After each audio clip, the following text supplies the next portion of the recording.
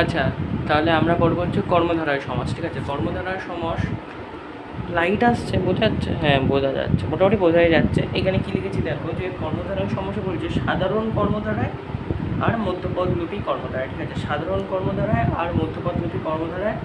তার মধ্যে আমরা এর আগে দ্বন্দ্ব সমাস আর কি সমাস আলোচনা করেছিলাম, দ্বন্দ্ব সমাস আর বহুব্রী সমাসটা আমি আলোচনা করে দিয়েছি। ঠিক আছে, তো দুটো সমাস শেষ আমাদের। এবার কর্মধারয় সমাসের মধ্যে মূল যে ব্যাপারটা আছে সেটা হচ্ছে, তুমি দেখতে পাবে যে পূর্বপদ বিশেষণ আর পরপদ বিশেষণ। তাহলে আমরা কি জানি, প্রথমে আসে হচ্ছে সমাসবদ্ধ পদ। সমাসবদ্ধ পদ হয়, সমাসবদ্ধ পদ হয়। একটা ধরো এটা পদ, এটা একটা সমাসবদ্ধ পদ। ঠিক আছে, সমাসবদ্ধ পদ। তার মধ্যে ফার্স্টের যে পার্ট হয় সেই ফার্স্ট পার্টটাকে আমরা বলি হচ্ছে পূর্বপদ, আর সেকেন্ড পার্টটাকে আমরা বলি হচ্ছে পরপদ, তাই তো? আর এই দুটোর মধ্যে যোগ করতে গেলে কী করতে হয়, ব্যাস বাক্য আনতে হয়। ব্যাস বাক্য আনতে হয়। পূর্বপদ পরপদ যোগ করতে আমাদের ব্যাস বাক্য আনতে হয়।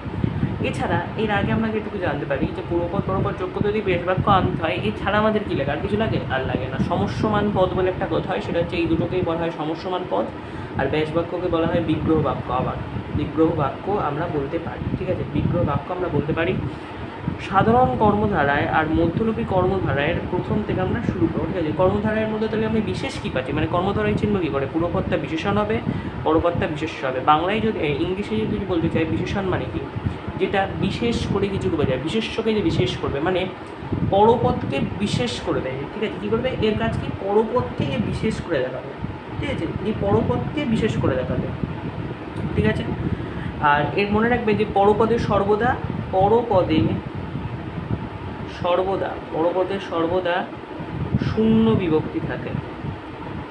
শূন্য বিভক্তি থাকে। কেন থাকে, মানে কি বিভক্তি, মানে কি কোনো এক্সট্রা শব্দ, যেরকম এক্সট্রা শব্দ কী হয়, এ হয়, অ হয়, আ হয়। যেরকম তাকে আমি গাছে রেখেছি, গাছ এ। ঠিক আছে, গাছ এ, এখানে মূল শব্দ কি, মূল শব্দ হচ্ছে গাছ, তার সঙ্গে আমি বিভক্তি নিই এ, মানে এই এ বা যে কোনো রকম বিভক্তি থাকবে না। ঠিক আছে, পরপদে বিভক্তি থাকবে না। তাহলে আমি যদি সাধারণ কর্মধারার একটা নিই, আরও অ্যাকচুয়ালি 5 প্রকার কর্মধারা আছে, লাস্টেরগুলো আমি পরে বলছি। সাধারণ কর্মধারায় মধ্যলোপী কর্মধারাটা আগে ডিসকাশন করি, তারপর আমরা উপমান আর উপমিত কর্মধারায় এবং রূপক কর্মধারায় করব। রূপক কর্মধারা মানে ইজি, এগুলো কর্মধারায় অত কঠিন না। প্রথমেই আমরা যে ভাবটা দেখবো সেটা হচ্ছে সাধারণ কর্মধারায়। সাধারণ কর্মধারায়ের মধ্যে একদম এই ফর্মুলাটা ইউজ করতে হবে যে পূর্বপদ বিশেষণ, পরপদ বিশেষ্য। এই জিনিসটা দেখলেই তুমি চিনে যেতে পারবে। ঠিক আছে, মানে বিশেষ্যকে আমরা একটু করে ঠেলে দেবো। এরকম একটা সিম্পল বিশেষ্য কি, সন্ধ্যা। এখন সন্ধ্যা, তাই সিম্পল বিশেষ্যটা হচ্ছে সন্ধ্যা। এটাকে আমি যদি বলি যে ভরা সন্ধ্যা, ভরা যে সন্ধ্যা মানে ভর সন্ধ্যা। ঠিক আছে, ভর সন্ধ্যা একটা শব্দ হতে পারে, ভর সন্ধ্যা, ভরা যে সন্ধ্যা। তার মানে তুমি এখানে একটা খুব ইজিলি দেখতে হবে যে যেটা ব্যাস বাক্য। তার মানে যদি কোনো সমাস বুঝতে না পারো কি সমাস, তাহলে তুমি এই সমাসটাকে যদি সমাসবদ্ধ পদকে তুমি যদি ব্যাস বাক্য দ্বারা যুক্ত করে বের করতে পারো আর মাঝখানে যে দেখতে পাও, তাহলে তুমি বুঝে যেতে হবে যে এটা সাধারণ কর্মধারায়। ঠিক আছে, আমি আসছি, অন্য কর্মধারাগুলো আমি ডিটেলসে বলছি যে এটা সাধারণ কর্মধারায়। তাই ঠিক আছে, তারপরে এটা তো তাহলে আমি কী দেখলাম, তোমাকে আমি আগেই বললাম যে পূর্বপদটা কী হবে, বিশেষণ হবে, আর পরপদটা কী হবে, বিশেষ্য হবে। দেখো এখানে কোনো কিন্তু বিভক্তি নেই, সন্ধ্যা, মূল শব্দটাই সন্ধ্যা। তাহলে আমি যদি আরেকটা নিই, এটা হচ্ছে প্রিয় সখা। প্রিয় যে সখা, মানে সখা মানে বন্ধু, তাহলে কি প্রিয় যে সখা, ঠিক আছে। তাহলে কি এর মধ্যে কি কোনো ব্যতিক্রম আছে? অবশ্যই ব্যতিক্রম আছে। যেরকম এবার আসছি আর একটু ডিটেলসে, তাহলে আমি কি দেখলাম যে দিয়ে পাচ্ছি, দিয়ে আমি ব্যাস বাক্য করতে পারছি। তাহলে আমি আরও 5টা উদাহরণ এখানে লিখে দিই, ব্যাস বাক্য লিখবো না। যেরকম মহারাজা, মুখে বলে দিচ্ছি, মহারাজা হচ্ছে মহান যে রাজা। ঠিক আছে, মহান যে রাজা।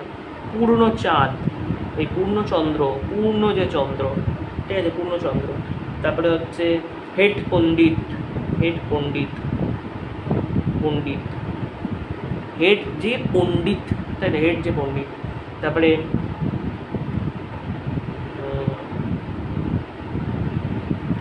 আর কি হতে পারে, নীলকণ্ঠ, নীলকণ্ঠ, নীল যে কণ্ঠ, নীল যে কণ্ঠ, হ্যাঁ নীল যে কণ্ঠ। তারপরে আমি আসছি কচু পোড়া, এটা একটা ভালো শব্দ। কচু পোড়াতে কিন্তু এরকম হবে না যে কচু যে পোড়া, না, পোড়া যে কচু, এইটা একটু বুঝে করতে হবে যে পোড়া যে কচু, এটা একটু কিন্তু আলাদা, এটা কিন্তু উল্টোটা হলো, দেখলে পোড়া যে কচু, মানে পোড়াটা এখানে শেষে রয়েছে, তাও সেটাকে আমি ব্যাসবাক্য করার ক্ষেত্রে আগে আনবো। যেরকম কিন্তু পূর্ণচন্দ্রের ক্ষেত্রে পূর্ণ যে চন্দ্র, এরকমভাবে তোমাকে অনেকগুলো উদাহরণ প্রয়োগ করে করে দেখতে হবে। এরপরে আমরা আসছি হচ্ছে মধ্যপদ। এর আগে আমি আরেকটু বলে দিই, মধ্যপদ লোকীর আগে যদি আমি দেখতে যাই, এখানে আরও কিছু আছে, যেরকম পিতৃদেব, পিতৃদেব, আমি বলছি কিছু শব্দ লিখে নিই আগে। পিতৃদেব, তারপরে ঠাকুর দাদা, ঠাকুর দাদা, তারপরে গিন্নিমা, গিন্নিমা লিখি আমরা, গিন্নিমা, ঠিক আছে। পিতৃদেব কি, যিনি পিতৃ তিনি দেব, যিনি পিতৃ তিনি দেব, যিনি ঠাকুর তিনি দাদা, যিনি গিন্নি তিনি মা। আমার হাতের লেখাটা একটু খারাপ, কিন্তু একটু কম্পেনসেট করে বুঝে নিতাম, কারণ আমি মুখে বলছি আর খুব ফাস্ট লিখছি, ঠিক আছে। যিনি পিতৃ তিনি, বোঝা যাচ্ছে মোটামুটি। তাহলে এখানে আমরা শেষ করলাম যে সাধারণ কর্মধারায়, সাধারণ কর্মধারায় আমরা এখানে শেষ করলাম, ঠিক আছে। এবার যদি ডিটেলসে আমি আরেকটু যাই, এবার আমরা আসছি হচ্ছে মধ্যপদলাপী। মধ্যপদলাপী খুব সিম্পল, মধ্যপদলাপীর মধ্যে জাস্ট আমরা মধ্যপদটাকে লোপ করিয়ে দেবো, ঠিক আছে, মধ্যপদকে লোপ করিয়ে দেবো। কিন্তু এই একই আমাদের মনে রাখতে হবে যে প্রথম পদটা হবে হচ্ছে বিশেষণ, এই বিশেষণ, পূর্বপদটা বিশেষণ এবং পরপদটা বিশেষ্য। তার মানে কি, পলান্ন, পলান্ন, পলান্ন, তারপরে গঙ্গা নদী, গঙ্গা নদী, দুধ ভাত, দুধ ভাত, তারপরে শারীরবিদ্যা, মানে যেটাকে আমরা ফিজিওলজি বলবো না, আমরা ফিজিওলজি বলেও যায়, ফিজিক মানে হচ্ছে শরীর, আর ফিজিওলজি মানে হচ্ছে শরীরবিদ্যা, মানে শারীরবিদ্যা, শারীর মানে শারীর বিষয়ক বা শরীর বিষয়ক বিদ্যা, ঠিক আছে। প্রীতিভোজ, প্রীতিভোজ,